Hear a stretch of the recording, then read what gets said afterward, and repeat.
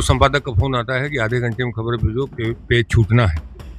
वो बेचारा खाने की थाली छोड़ के भागता है। लेकिन उस पत्रकार की समस्याओं के बारे में न तो अखबार ध्यान देता है, न सरकार ध्यान देती है। सोशल मीडिया पे बहुत सारी ऐसी भ्रामक खबरें भी आती है, जिले के अधिकारी, जिला प्रशासन भी कहता है भ्रामक खबरें ना फैलाएं, तो इस पर क्या कहना चाहिए? तो हमें तथ्यपरक खबर करनी चाहिए और खबरों को जब तक हम अच्छे से जांच ना लें, खबर प्रकाशित ना करें। पत्रकार का कर्तव्य है कि सत्य, तथ्य और कथ्य तीनों अगर उसके सही हैं, तो उसको कोई समस्या नहीं आएगी। देश के बड़े पत्रकारों को और मीडिया घरानों को ये सोचना चाहिए कि हमारा जो स्वतंत्रता का स्तर है वो इतना नीचे गिर रहा है।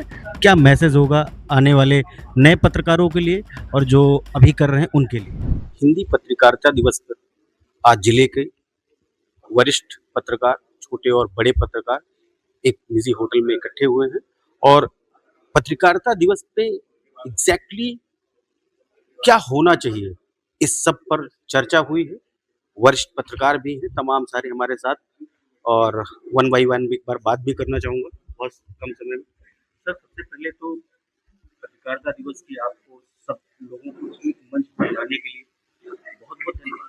पत्रकारिता दिवस में एक्चुअली पत्रकारिता कैसी करनी चाहिए आज के ज़माने में, जहाँ पे सोशल मीडिया बहुत ज़्यादा हावी है और सोशल मीडिया पे बहुत सारी ऐसी भ्रामक खबरें भी आती है, जिले के अधिकारी, जिला प्रशासन भी कहता है भ्रामक खबरें ना फैलाएं, तो इस पर क्या कहना चाहिए एक वरिष्ठ पत्रकार होने के नाते, और क्या आज की पत्रकारिता का दौर क्या है?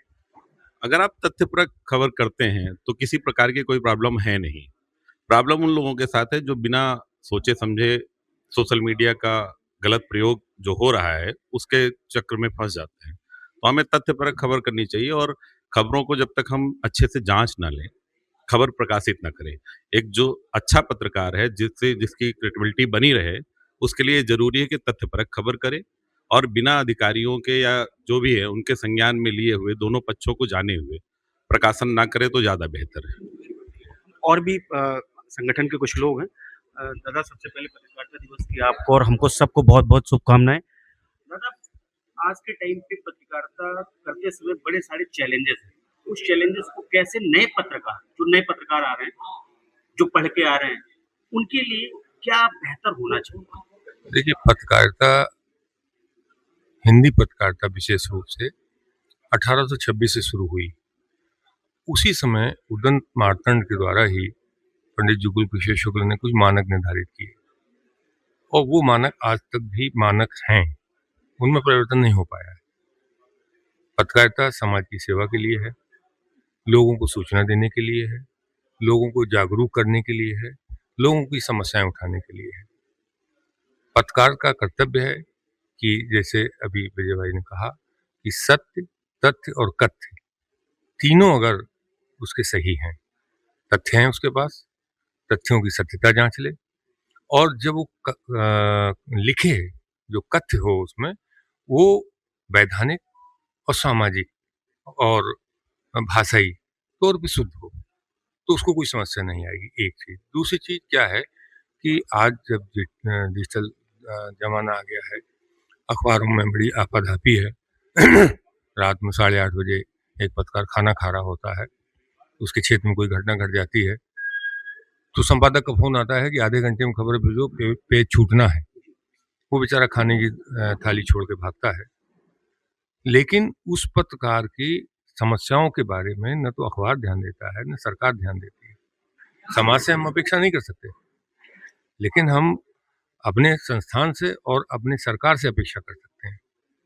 तो जब हम संगठित होंगे, हम एक साथ अपनी आवाज़ उठाएँगे, तो हमारे संस्थान और सरकार हमारी बात सुनेगी। एक ज़माना यह था कि पत्रकारों की न सेवा शर्तें थीं, न उनके वेतन का निर्धारण का कोई फ़ॉर्मूला था। सन 65-67 से यूनियनें बनी पत्रकारों की, उन्होंने लड़ाई लड़ी, उसके बाद मजीठी आयोग तक का सफ़र हुआ। आज स्थिति ये है कि संगठन मृत पाए हैं। और भी कुछ साथी हमारे, उनसे भी जानते हैं कि आखिरकार किस तरीके की पत्रकारिता अभी है और किस तरीके की आने वाली पत्रकारिता की ज़रूरत है, उस पे जानते हैं। किस तरीके की पत्रकारिता अभी है, उस पे क्या नज़रिया आपका है और क्या भविष्य में आने वाले पत्रकारों के, खासकर जो नए पत्रकार आ रहे हैं, उन पे आपका क्या विचार है और किस तरीके का होना चाहिए? देखिए, पत्रकारिता इस समय 200 वर्ष पूरे कर चुके हैं, लेकिन एक जानकारी के लिए हम बता दें कि 1826 में इसकी शुरुआत हुई, लेकिन हमको ये जानने में 150 साल लग गए कि पत्रकारिता के 150 वर्ष पूरे हो गए हैं। 1976 में तत्कालीन सूचना निदेशक ठाकुर प्रसाद जी ने एक कार्यक्रम आयोजित कराया और चूंकि इमरजेंसी का दौर था तो इसलिए वो कार्यक्रम आयोजित होते होते दिसंबर आ गया और दिसंबर में ही ये घोषणा हुई कि 30 मई को पत्रकारिता दिवस मनाया जाएगा। मतलब कि 200 वर्ष तो हमने पूरे कर लिए, लेकिन ये 50वां आयोजन है हमारा। और पत्रकारिता आने वाले दिनों में और चुनौतियों से भरी होनी है, क्योंकि सोशल मीडिया और एआई का दौर चल रहा है और इस दौर में सबसे ज़्यादा संकट सत्य और तथ्य पर है, क्योंकि जब आप कोई खबर करते हैं तो तमाम तरह के वीडियो आते हैं और सबसे पहले ब्रेकिंग के चक्कर में तमाम झूठी खबरें प्रकाशित हो जाती हैं। आप देखिए कि इसी तरह सोशल मीडिया में रायबरेली की एक खबर प्रकाशित की गई कि यहाँ एक पुल ढह गया, 6 लोगों की मौत हो गई। तो ये गंभीर संकट है पत्रकारिता पे। जो भी लोग ऐसा काम कर रहे हैं, चाहे सोशल मीडिया के माध्यम से पत्रकारिता कर रहे हों, चाहे चैनल के माध्यम से, चाहे प्रिंट मीडिया के माध्यम से, उनसे हम यही अनुरोध करेंगे, आग्रह करेंगे कि आप जो कुछ भी लिख रहे हैं, आप ये देखिए कि आप पत्रकार हैं, ये सोशल मीडिया पे लोग आपको जानते हैं और आप जो पोस्ट करते हैं, ज़िम्मेदारी के साथ लोग मानते हैं कि नहीं, आपने सही पोस्ट किया होगा और ज़िम्मेदारी से पोस्ट किया होगा। तो कम से कम उस ज़िम्मेदारी और लोगों का भरोसा बनाए रखने के लिए ज़रूरी है कि जो भी आप पोस्ट कर रहे हैं, उसको एक बार क्रॉस चेक कर लें, उस तथ्य की जाँच कर लें कि ये तथ्य सही है कि नहीं है। और दूसरी देखिए, सोशल मीडिया का दौर है, आपको इसके लिए हमेशा तैयार रहना पड़ेगा। अब हर खबर के पीछे एक डिजिटल भीड़ खड़ी होती है, वो गालियों से आएगी, आपके सामने तंज कसेगी, आप पर व्यक्तिगत हमले भी करेगी, लेकिन आप सबको इनका जवाब नहीं देना है, आपको अपने सत्य और तथ्य पर अडिग रहना है, टिके रहना है, आपको उनसे बहस नहीं करनी है। लेकिन उस डिजिटल भीड़ से निपटना भी चुनौतीपूर्ण है और पत्रकारिता लगातार अपने चरम पर बढ़ रही है और आगे भी बढ़ती रहेगी। हाँ, सही गलत हर चीज़, हर पेशे में लोग होते हैं, लेकिन इसका मतलब ये नहीं कि पत्रकारिता का स्तर गिरा है, पत्रकारिता का स्तर बढ़ रहा है। हाँ, ये ज़रूर है कि हम ग्लोबल प्रेस फ्रीडम में 158वें नंबर पर हैं, ये चिंताजनक है। देश के बड़े पत्रकारों को और मीडिया घरानों को ये सोचना चाहिए कि हमारा जो स्वतंत्रता का स्तर है, वो इतना नीचे गिर रहा है।